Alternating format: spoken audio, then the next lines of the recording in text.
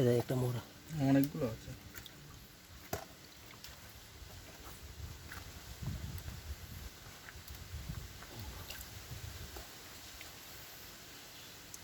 ওটা জিন্দা রয়েছে যে বাউন্সটা নড়ছে। ও লাস্ট চলছে, হ্যাঁ ও লাস্ট মানে সিজন চলছে, নাহলে এরকম থাকে। জিন্দা হলো তো। মানে যখন তুমি ধরলে সময় দেখলে কেমন লাফাচ্ছিল। আর এখন দেখো অবস্থা, হয়ে গেছে।